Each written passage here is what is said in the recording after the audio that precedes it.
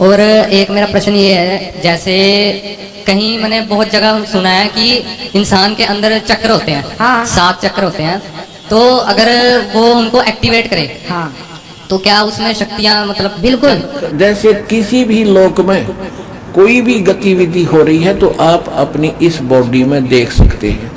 हमारे शरीर में कमल बने हुए हैं। कमल भी साधक का जौन सा चैनल खुल जाता है, ऑन हो जाता है, उसमें चल रहे कार्यक्रम वो ऐसे खुली आंखों भी अपनी सुरती से देख लेता है। चक्र होते हैं, वो शक्तियां होती हैं जो किसी की जाग जाती हैं तो विशेष होता है।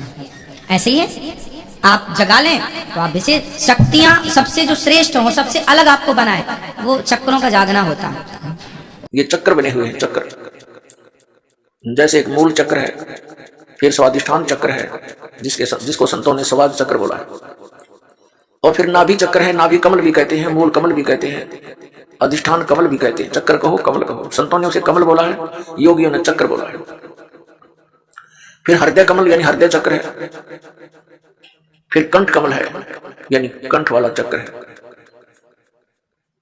और फिर त्रिकुटी कमल है। तो इस प्रकार हमारे शरीर में ये जितने भी कमल चक्र हैं, इन पे एक एक देवता का अधिपत्य है।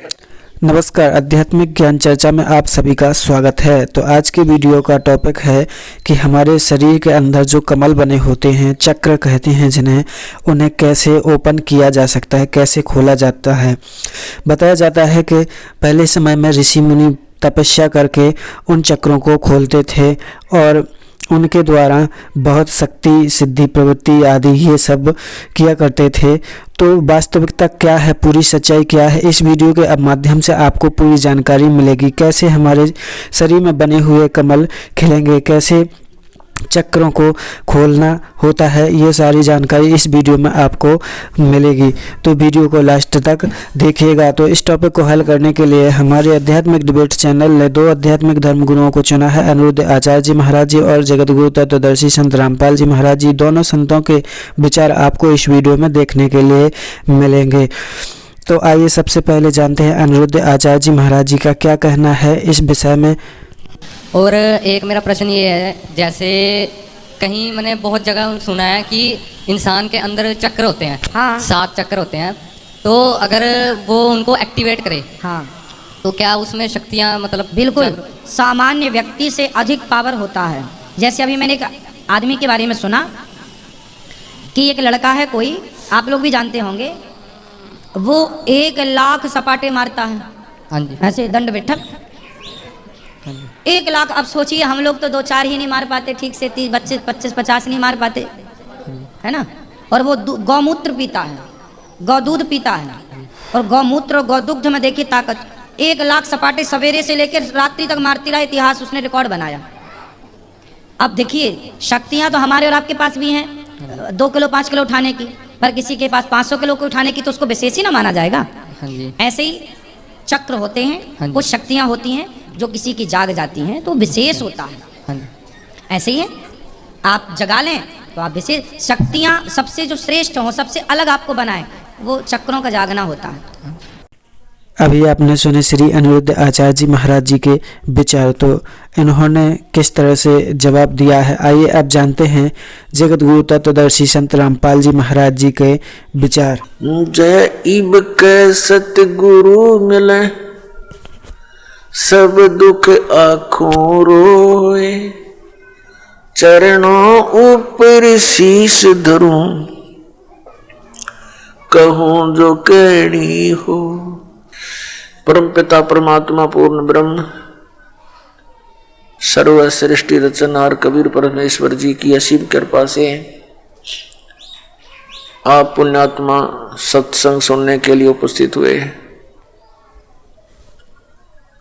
जिस प्यारी आत्मा के ऊपर परमात्मा की विशेष रजा होती है, उसी को ये सुअवसर प्राप्त होता है। बहुत ही पुण्यकर्मी प्राणियों को मानव शरीर प्राप्त होता है।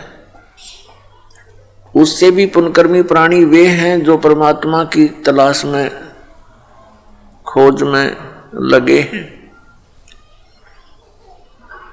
और उनसे भी पुण्यात्मा वो प्राणी हैं जिनको सतगुरु मिल गए। तो पुण्यात्माओं, आप उन तीसरे नंबर की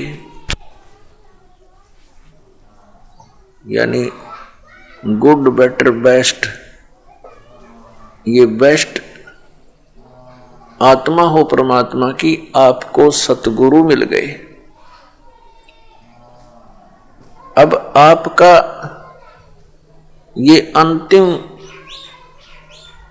जीवन होगा यदि आप आजीवन इस सत भक्ति पर दृढ़ रहे, नियमित रहे, आप सतलोक चले जाओगे।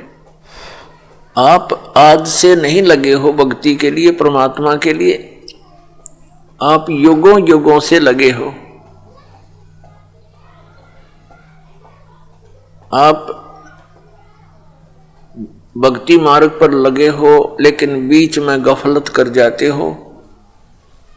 किसी भी कारण से आपका इस भक्ति मार्ग से पैर फिसल जाता है, आप फिर यही काल के गड्ढे में, घेरे में पड़े रह जाते हो और फिर से प्रयत्न करते हो इस घेरे से निकलने का, इस कुएं से निकलने का। तो अब आपका प्रयत्न, अब आपका जो इस काल के घेरे से निकलने का ये लास्ट स्टेप रह रहा है। यदि इससे फिर फिसल गए तो हजारों युगों तक आप इस स्टेप पर नहीं आ पाओगे, इस चरण में नहीं आ पाओगे। जो इस सतमार्ग से जुड़े हैं और उनका पैर फिसल गया तो वो तो बहुत कई हजार युगों के बाद ही फिर पुनः इस भक्ति मार्ग को ग्रहण कर पाओगे। कारण क्या है? कारण ये है कि ये सत भक्ति है, यथार्थ मंत्र है। इनके जाप करने से आपकी कमाई ढेर सारी होती है, बहुत ज्यादा हो जाती है। और इसका हमने संग्रह करके सतलोक जाना था इस भक्ति की कमाई के बल से, और ये अंतिम सांस तक हमने संग्रह करना था इसका। और हम किसी भी कारण से परमात्मा के इस मार्ग से विचलित हो जाते हैं अंतिम सांस तक कभी भी, तो फिर हम यही रह जाएंगे। और यहां का विधान है कि जैसे कर्म प्राणी ने किया है वैसे फल उसको मिलेंगे ही मिलेंगे। आपके पुण्यों का, आपकी सतभक्ति का ढेर लग जाएगा। जैसे आपको प्रथम मंत्र दिया जाता है, इसमें हमारे कमल है, हमारे शरीर के अंदर ये चक्कर बने हुए हैं। चक्कर जैसे एक मूल चक्र है, फिर स्वादिष्ठान चक्र है जिसको संतों ने स्वाद चक्र बोला है, और फिर नाभि चक्र है। नाभि कमल भी कहते हैं, मूल कमल भी कहते हैं, अधिष्ठान कमल भी कहते हैं। चक्कर कहो, कमल कहो। संतों ने उसे कमल बोला है, योगियों ने चक्र बोला है। फिर हृदय कमल यानी हृदय चक्र है। फिर कंठ कमल है यानी कंठ वाला चक्र है। और फिर त्रिकुटी कमल है। तो इस प्रकार हमारे शरीर में ये जितने भी कमल चक्र हैं, इन पे एक एक देवता का अधिपत्य है। मूल चक्र के ऊपर, मूल कमल के ऊपर गणेश जी का बैरियर है। ये समझ लो, ये बैरियर है। अपने हम निज धाम जाना है, ये बैरियर है। प्रथम बैरियर है मूल कमल, और दूसरा बैरियर है स्वाधिष्ठान कमल यानी चक्र, स्वाद चक्र। और तीसरा बैरियर है ये नाभि चक्र, नाभि कमल। तो मूल कमल पर गणेश जी वहां के मुखिया हैं, और स्वाधिष्ठान चक्र रूपी बैरियर के ऊपर श्री ब्रह्मा जी का राज्य है, सत्ता है। और नाभि कमल पर विष्णु जी और लक्ष्मी जी, ये इनके साथ ही है, तो परिवार है इनका। ब्रह्मा जी के साथ उनकी पत्नी सावित्री है। और फिर हृदय कमल पर भगवान शिव और पार्वती यहाँ के ये अधिकारी हैं। और कंठ कमल में श्री दुर्गा जी।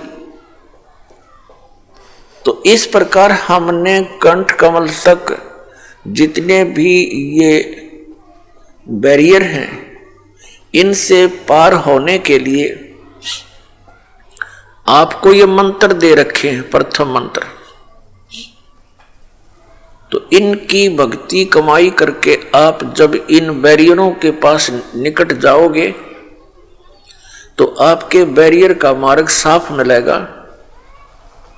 और आपकी जो कमाई आपने प्रथम मंत्र में इन देवों की जो मजदूरी की है, साधना की है, ये आप वहां इनका टैक्स देते हुए चलोगे।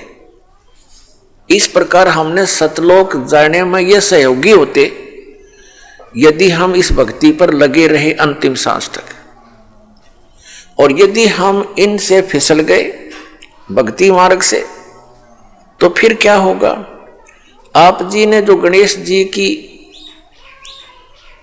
के सत्र की साधना मंत्र जाप किया, जो आपको दिया जाता है, तो उस कमाई को आप श्री गणेश जी के लोक में प्राप्त करोगे, वहां गण बन जाओगे।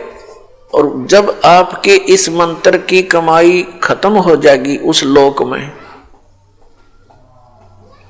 उसके बाद आप फिर श्री ब्रह्मा जी के लोक में जाओगे, क्योंकि आपने वो भी नाम जाप कर रखा है, उसकी कमाई बहुत घनी बनी हुई है।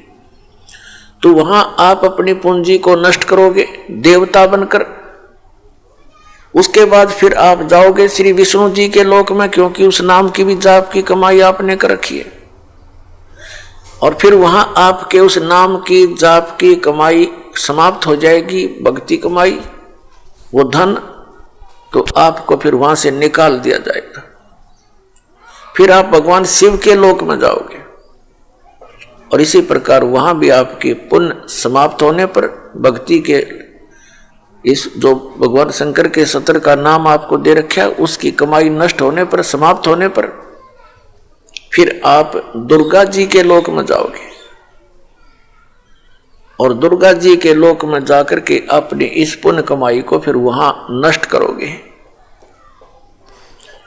तो इस प्रकार आपको ये पृथ्वी पर नहीं आने देगा, क्योंकि आप इतने पुण्य बन जाएंगे आपके। और पृथ्वी पर आए बिना भक्ति मिले नहीं। और भक्ति मिलेगी इस कलयुग के अंदर, सतयुग त्रेता द्वापर में आप इस भक्ति को नहीं करते, क्योंकि आप स्वयं ही जो साधना कर रहे होते उसे आपको लगता होता है कि हम बहुत सुखी हैं।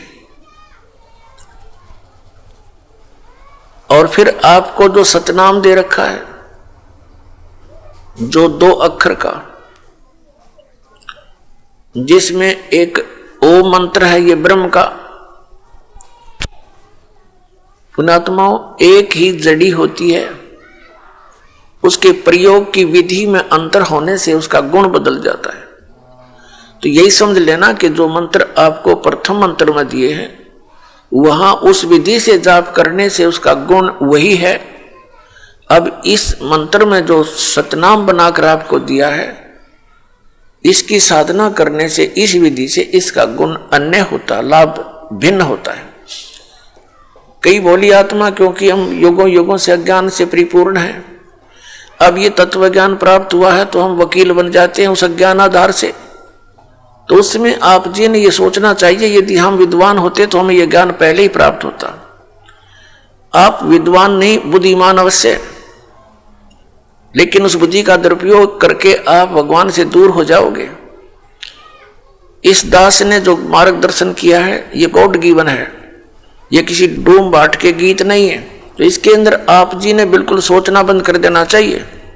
उपदेश लेने के बाद, उपदेश लेने से पहले आप बिल्कुल वकील बने रहो, खूब अच्छी तरह निरीक्षण करो हर एक बात का, और तब दीक्षा ग्रहण करो। दीक्षा ग्रहण करके अब यदि गुरु जी के वचनों में आपको अविश्वास होता है तो आपका नाम खंडित हो जाता है, भगवान से दूर हो जाते हो। इसलिए दास सबसे पहले आपको ज्ञान ग्रहण करने के लिए पुस्तकें देता है, सीडी बना रखी है, ये सुनो देखो, मिलाओ दूसरे संतों से, और जब आपको संतुष्टि हो जाए कि ये मार्ग फाइनल है और सही है तो दीक्षा लो, अन्यथा मत लो।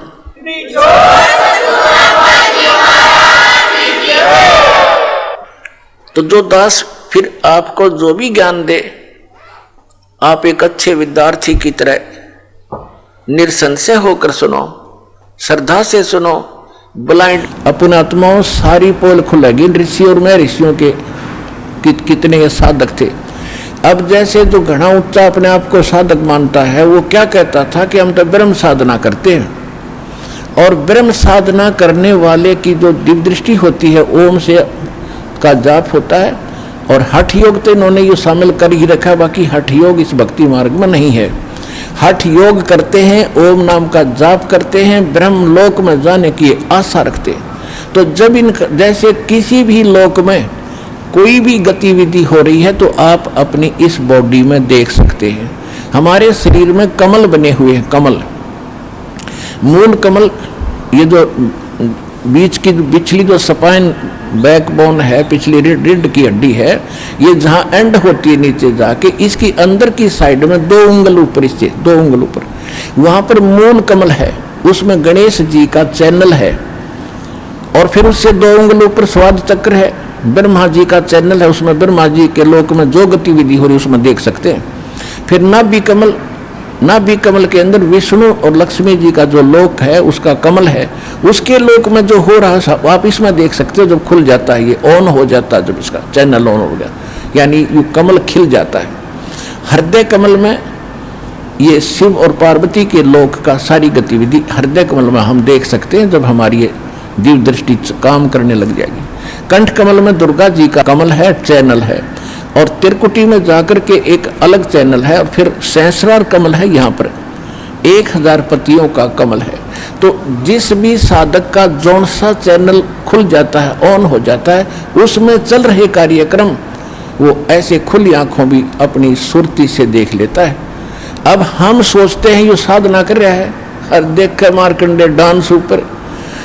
अब देखो, हम तो परमात्मा कहते हैं कि आप देखते हो साधु संत ऊपर से ऊंचे से स्थान पर बैठते हैं और बड़ी तपस्या करते हो, काफी समय तक बैठे रहते हैं। ये मन ऐसा दुष्ट है, आप कहीं पर एक बस की इंतजार में जा बैठी हो कितने बस स्टैंड पे, और 5 मिनट में 2 मिनट में कहेगा देखना आ गई क्या बस, जब खड़ा हो लेगा फिर बैठेगा, और ये 50 घंटे में आओगी अभी, और फिर जो खड़ा हो देखते लेकर दे आगी हो, यानी 1 मिनट भी ना टकन दे हो, और आप चले जाते हो फिल्म देखने, 3 घंटे तक नो बैठा रहेगा, कति क्यों नहीं दिखे इसने, कति नहीं चर्चा करे, चाल उठ कर चलेंगे। तो ऐसे ये मन वहां टिकता है जो आंख सामने वाली आंखों से और हटकर कोई और अच्छा दृश्य ये देख रहा होता है, तब ये ऋषि लोग बैठे रहा करते थे, न 1 मिनट भी ना टकड़ गए हो। इसके लिए सूक्ष्म वेद में कहा है, डंब करें डूंगर चढ़े, अंतर झीनी झूल, और जग जाने बंदगी कराइयो बोअ सोल बबूल। अभी आपने सुने जगत गुरु तत्वदर्शी संत रामपाल जी महाराज जी के आध्यात्मिक विचार। तो दर्शकों, दोनों संतों के विचारों में आपको किसके विचार सर्वश्रेष्ठ लगे कमेंट करके जरूर बताइएगा, और उम्मीद करता हूं कि आपको इस वीडियो से कमलों के बारे में जानकारी मिल गई होगी। तो जल्द मिलेंगे अगले वीडियो में, तब तक के लिए धन्यवाद।